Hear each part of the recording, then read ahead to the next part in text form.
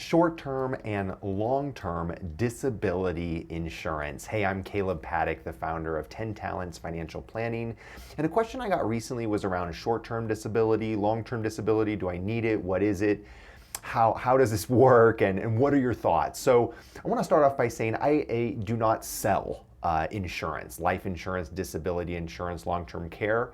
And the way I work with clients is we work together to create a mental framework, understand your personal situation, and then understand whether you need a financial product like life, disability, long-term care. But because I don't sell the products, I might approach this a little bit differently than the average person or maybe someone watching this who is licensed to sell, life, disability, long-term care. So let me share a little bit of how I approach this. Number one, short-term disability, as the name sounds, typically will kick in within a week or two of having a disability, but it's short-term. So these policies often will pay out for about 13 weeks, give or take the specific policy features and benefits.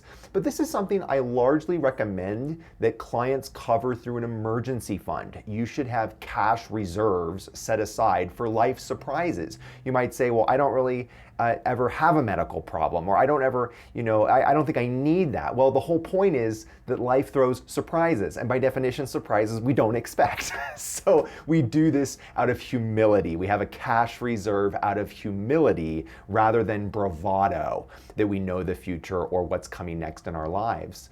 And so that's how we typically address the short-term disability policies, with exceptions, of course, for each client situation. Long-term disability is a little bit different, kind of the opposite of that. Might not kick in for 90 days, 180 days. So there's like an elimination period, right? If you're familiar with that term in health insurance, where you're going to have to wait before benefits kick in. This is where you have a disability that's long-term, the disability itself, and the policy won't kick in for 90, 180 days. You can be using your cash reserve and emergency fund in this period, but if you are disabled for 1, 2, 3 years, this will kick in once you have that disability beyond that elimination period. This can be an incredibly valuable form of insurance, disability insurance, particularly if you're younger.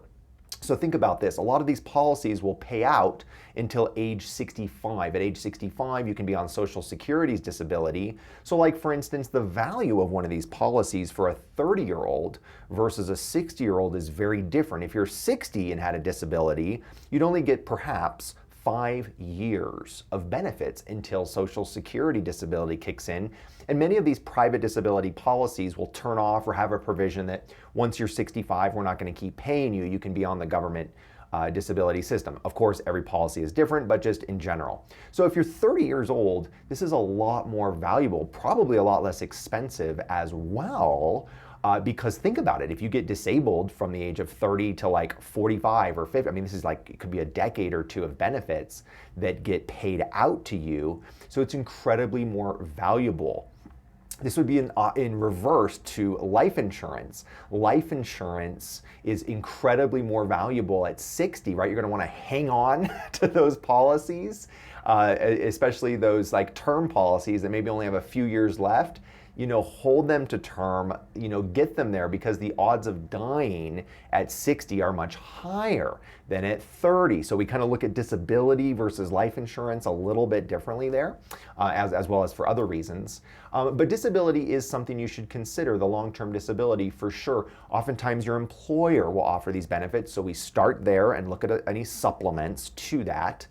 And then if you're not employed as a W-2 employee, you might want to, if you're self-employed, you might want to look at trade associations, groups that you're a part of, affiliations that have group disability available through that association or through that trade group. Ultimately, this is something that you're going to want to put some thought into, because the premiums are typically not cheap, and you want to understand, what am I getting, what am I buying? For instance, in a disability policy, you can own what's called an own occupation provision, which just states that if you're disabled and can't perform your duties, your specific job, your own occupation, then this will pay out, versus an any occupation, which is like, if you can flip burgers, you're gonna go need to flip burgers because if you can do any occupation, this thing ain't paying out. You're gonna have to be pretty disabled, complete and permanent disability for an any occupation to pay out. So if you're in a specialty trade, architecture, an engineer, a doctor, you want that own occupation because you're specifically insuring against your job, your ability to be a surgeon or an architect. You're not insuring against like the ability to do any job out there, and you'd want to know that. You'd want to understand what you're buying, so you want to put some thought into it. So thanks for watching the longer video today, and I hope that's been a helpful discussion around long-term disability insurance. Thanks again for tuning in. Bye-bye now.